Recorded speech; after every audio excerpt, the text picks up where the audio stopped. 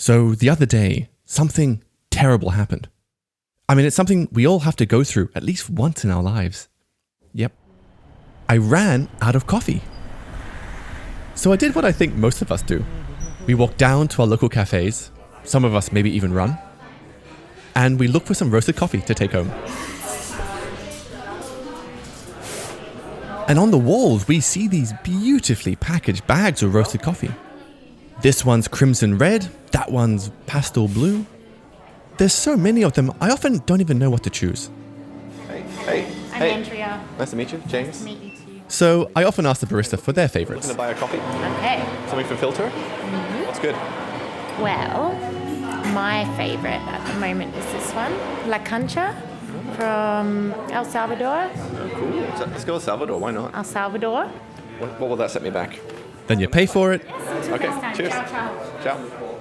you take it home, pour the beans into the grinder, grind it, get your hot water, brew it, pour it into your cup, and finally you sit down and you can enjoy it. Let's see. Flavor notes. Sweet chocolate, molasses, hibiscus, plums and berries, creamy body. Let's see whether I get any of those. Oh wow, molasses. Plums, berries. Yeah, it's like a Christmas pudding. That's really good. And then you might get your phone out, open the news, and then you see this. Build that wall. Build that wall. Build that wall. Now, us buying that coffee from El Salvador and Trump talking about a border wall, totally unrelated. Or are they?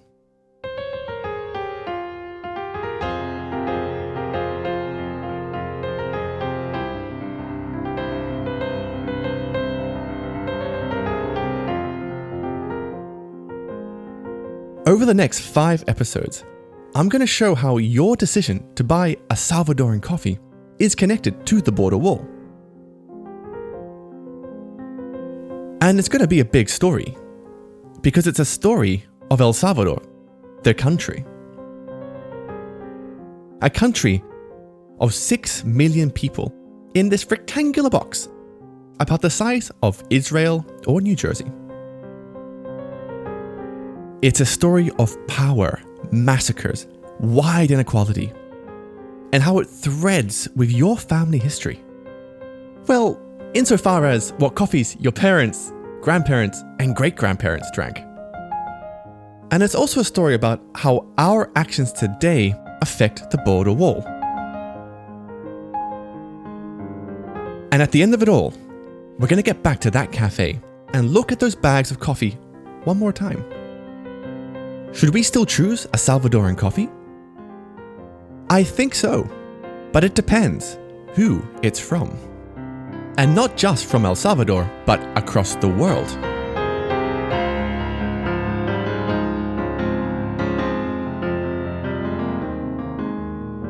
I'm James Harper, and this is Filter Stories, the untold stories hidden in your cup of coffee.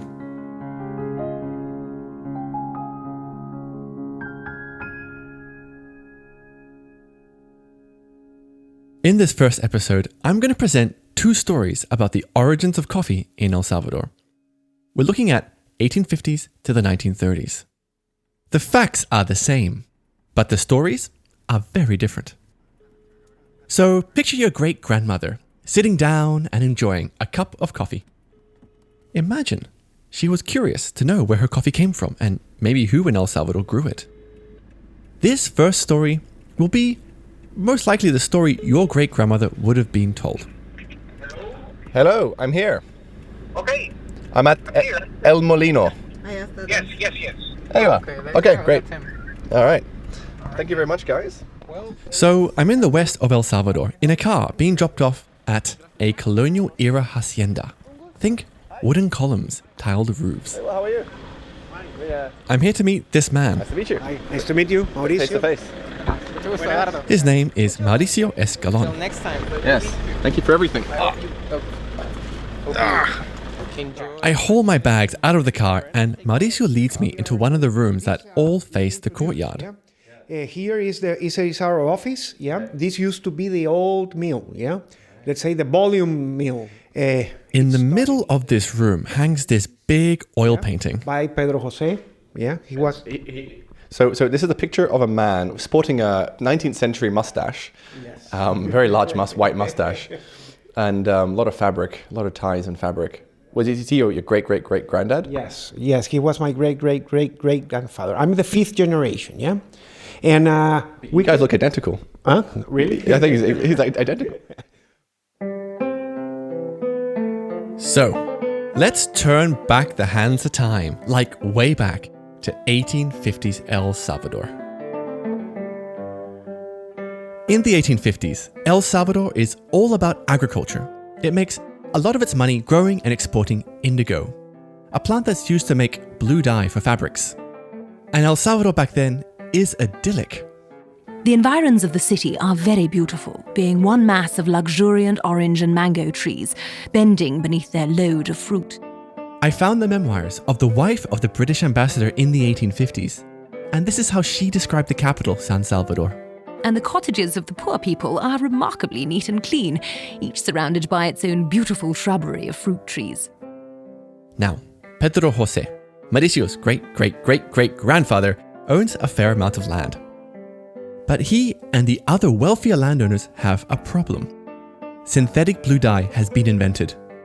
The indigo plant's days are numbered. But fortunately, coffee has arrived on the scene. And in the 1860s, Mr. Pedro Jose gets in on the action. And in 1865, he started to do some the pulping experiments about coffee and everything. And Pedro Jose is quite the jet setter by 1860 standards. Because he lived a lot of time in San Francisco, yeah? 6 months in San Francisco, 6 months here. Mr. Pedro Jose knows the way to make money in coffee is to export it. And fortunately, he's in the right place to find a buyer. And he had very good connections with people in San Francisco.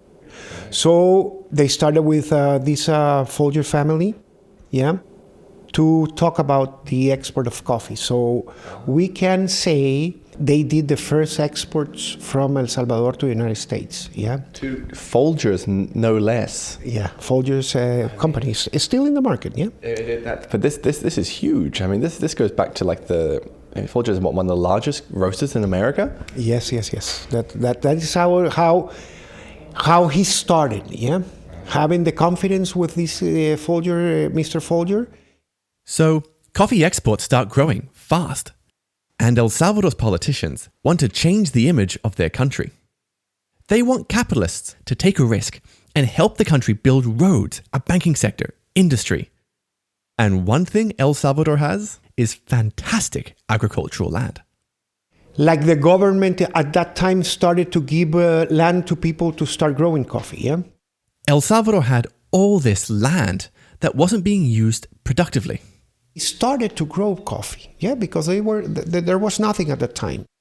And this is great news for the peasants of El Salvador. And they have something that is, I will say, that is much better than probably food and clothes. They have work, yeah. There's so much money to be made. Lots of different people get in on the action. And then a lot of companies, people started to do the same, yeah? And there were like very big companies, yeah? But then these capitalists encounter a new problem. Communism arrives in the 1920s. The peasants are lapping it up and they try and start a revolution. And in 1932, there was a revolution, and Izalco is one of the emblematic cities in El Salvador because we say that communism was stopped there. And I can say because my grandfather from my mom's side was military in that time, so we had a history about that also. After the government takes back control, the country continues to prosper economically, and the capitalists who took the risk in the first place start amassing a lot of wealth. Wow, I mean, this is what. Can we just pause for a second and look at where we are? It's like this is like old world luxury. Yeah. Look, this house is from 1760. Yeah. And you can feel this wealth just standing in the courtyard of Mauricio's hacienda. And here we have an animal with some antlers mounted on the wall. What animal is that? ¿Qué animal es este, vos? ¿Qué animal será? ¿Qué cachos de qué animal? He's my dad. Oh, hola. Like a deer. Deer, okay. Mauricio's dad starts up the engine of the vintage Mini Cooper sitting in the driveway. This is the only vintage car I've ever seen in Central America during my travels. We love English cars. Yeah. If our great-grandmother asked where her coffees came from in El Salvador, she might have been told that the coffee was a product of the hard work from these capitalist pioneers like Pedro Jose. He is opening El Salvador to the world, bringing the country into the modern age. And if he makes money while doing it, well, that's his reward. I am not ashamed of what we have done. A lot of people in the world, I will say, if I have a Rolex, if I have a Land Rover, if I have a Mini Cooper, it's because we have worked for that, yeah, and we like to do it, yeah, and we are proud. Mauricio's dad steps on the gas and takes the Mini Cooper for an evening spin.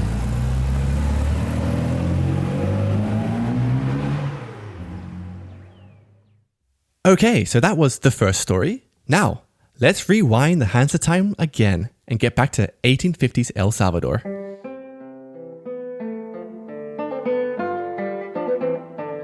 To understand the second story, we need to know more about who lived in El Salvador back in the 1850s. And lucky for us, the wife of the British ambassador wrote a lot about that. She mentions the wealthy classes like Mauricio's great-great-great-great-grandfather Pedro Jose. She also talks about indigenous Salvadorans. Many of the most fertile lands in the country belong to the Indian communities. These indigenous Salvadorans farm a lot of this fertile ancestral land communally. The third and final group she mentions are the mestizos. They are the half-bloods, a mixture of European peasants who left Europe in search of a better life, and they mingled with indigenous Salvadorans. And her most important observation of all is that El Salvador is relatively equal. What most strikes one on arriving from Europe is the absence of all extreme poverty. The eye is not offended, as it is in the south of Europe, by swarms of loathsome objects afflicted with every disease under the sun, nor do you see the gaunt forms and starving faces that meet you too often in every town in England.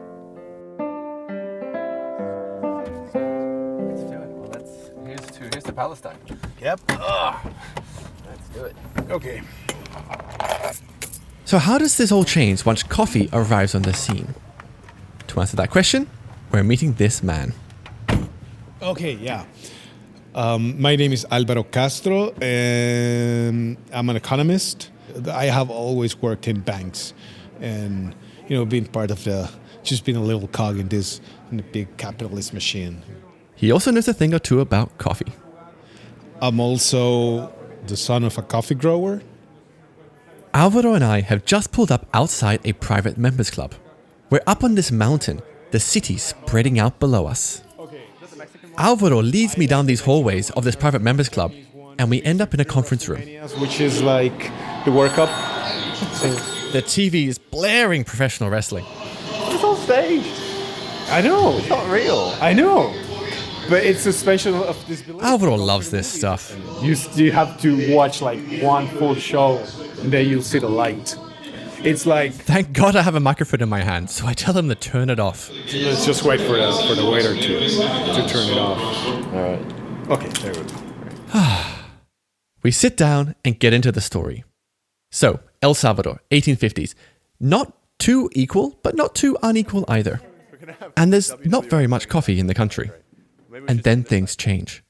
So what happened, and peasants, natives, they had communal lands that they grew their food on, and it was all managed, communal way. So the government, what they did is that they found out that in order to boost the development of the country, they decided to take all this communal land from the indigenous people, and they gave it to the upper classes, who had the capital to work it.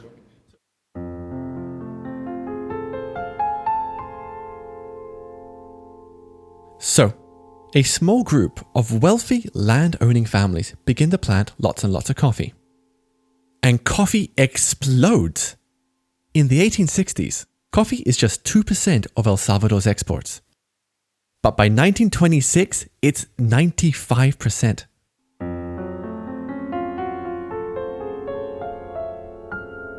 Meanwhile, the government passes vagrancy laws in 1881. It's now compulsory for Salvadorans to work wherever they can find work. And indigenous Salvadorans, who are quickly losing their communal land, are being driven to work on the growing coffee plantations, owned by a few wealthy families.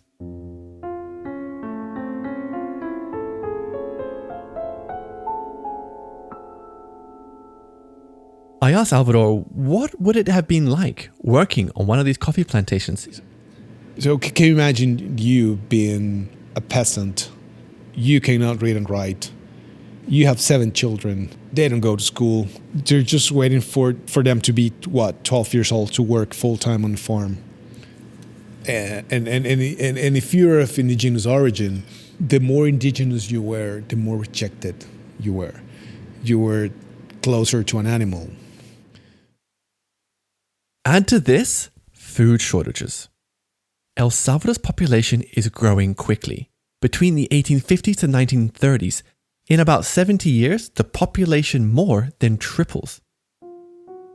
And El Salvador has super fertile volcanic soil. But so much is being used to grow coffee, the country begins importing food. Food prices rise, and by the 1920s, peasant workers are going hungry. The Communist Political Party hijacks this frustration and helps persuade peasant workers to strike. And in 1932, it all comes to a head. Thousands of peasants, mostly indigenous Salvadorans, attack plantations in the West. They fight with mostly what they have to hand, machetes. And the estimates suggest they murder between 20 to 50 people.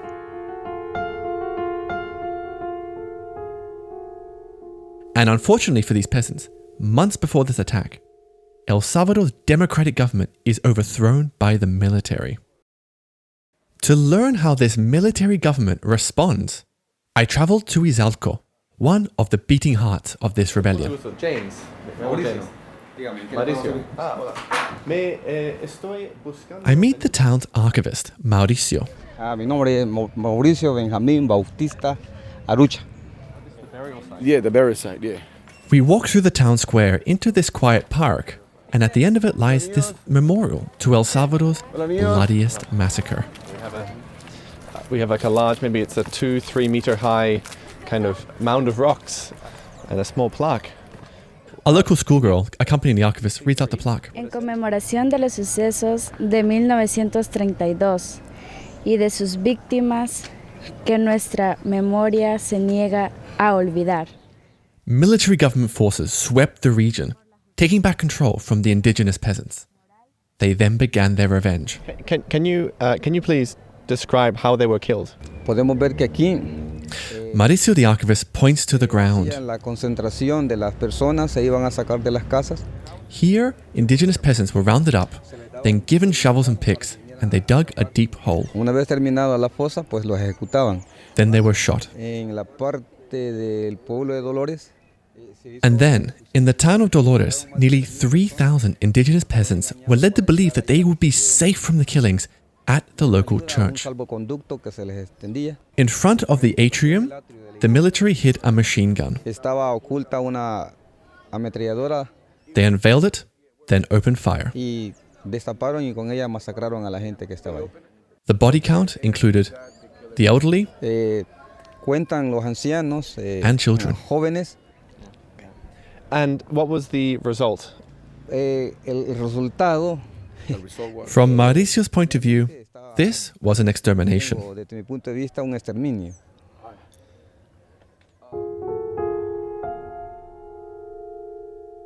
Estimates of the dead range from 10 to 40,000 people. Most of them murdered in the first 72 hours.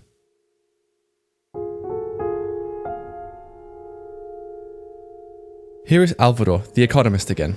And After the slaughter of 1932, a lot of people they changed their indigenous names to Spanish-sounding last names in order not to be persecuted.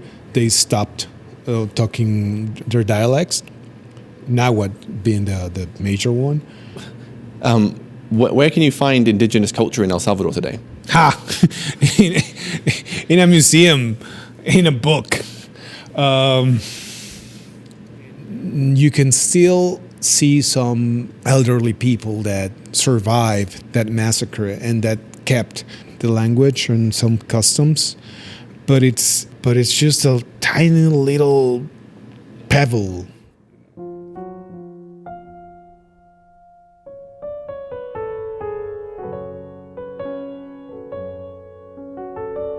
In a later episode, we'll connect how indigenous Salvadorans losing a connection to their land and culture can be tied to Trump's border wall.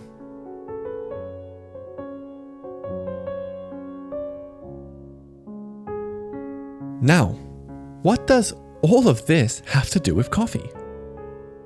To me, it seems like this unequal society that led to the massacre was fueled by coffee profits. These profits went into the hands of a minority of wealthy families. It didn't go to help peasant Salvadorans to progress upwards economically.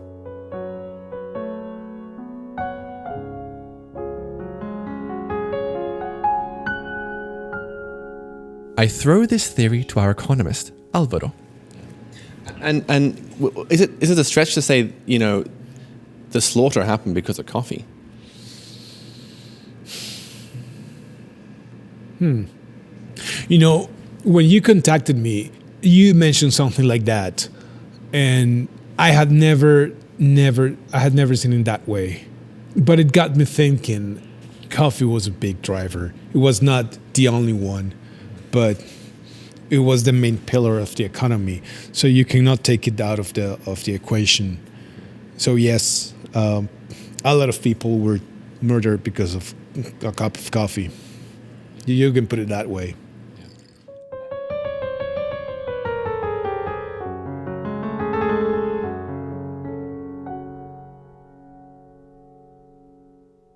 We've just heard two very different stories about the history of coffee in El Salvador. However you want to see this story, capitalism against communism, a small number of Caucasian families exploiting indigenous people and land. The fact is, from the 1930s onwards, coffee profits continue to flow into the hands of a small number of wealthy families. And coffee at this point is growing as an industry? Yes. Coffee is the grano de oro. Okay. This is Álvaro, our economist again. No, just translate that for my listeners. Grano de oro. It's just the golden bean. Like the goose that lays the golden eggs. Yeah, pretty much. Pretty much. So the 50s to the 70s are a golden period for these wealthy families. The profits from coffee help these families get into other sectors of the Salvadoran economy. The military government keeps the status quo, and poorer Salvadorans struggle to progress upwards economically. The privileged families. Institutions were created in order to boost economic development and industry, but all its rewards, they always went to the wealthy ones, and some of the crumbs were given here and there. And then you have this huge mass of people that were oppressed in the sense of lacking opportunities to progress. Your coffee's delicious. Do you know something I don't know? It's Folger's flaked coffee. Flaked to release lots of rich flavor. By the 1970s, the tiny little country of El Salvador is the fourth largest coffee producer in the world. Delicious coffee, Mrs. Olson. Oh, thanks. It's Folger's flaked coffee. Now here's the thought. When your parents and grandparents enjoyed their morning coffees, they unknowingly sent their money into El Salvador's unequal economic system. You only need 4 of Folger's flaked coffee.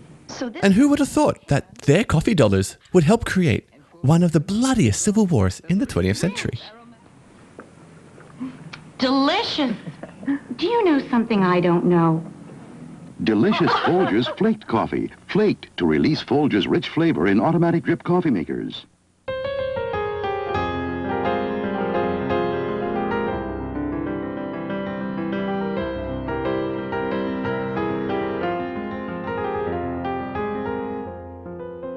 Our economist Álvaro has a nickname for his own country. This country, I told before that I call it El Savage. It sounds funny, but it's a savage country when you have so much inequality. In the next episode, we'll explore how this inequality killed 75,000 people in the 1980s, and how that set the stage for a giant wave of migration into the USA.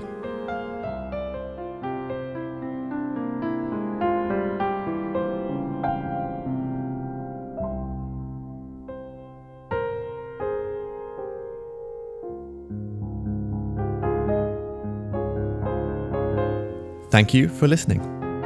Every week, I'm going to release a new part to this series. There's 5 in total. Now, the other 4 are very close to being finished. And for everybody who participated in the Indiegogo campaign, which is still open, I'm going to send a link with the other 4 episodes as soon as they're ready. So if you want to hear the rest of the series sooner rather than later, join the Filter Stories Indiegogo campaign. Maria's coffee could make a great Christmas present. There's a link to the campaign in the episode description. Also, a quick word before I go. If you really liked what you heard, please tell your friends about it. Word of mouth is one of the best and one of the very few ways for independent podcasters like me to get the word out. So if you like what you heard, tell a friend. This episode was sound mixed by Dom Edgley. You can find more of his work at domedgleysound.com. And Filter Stories logo was created by Headquarters, a packaging and branding design team. Find more of their work at headquarters.studio. Thanks so much. Speak to you next time.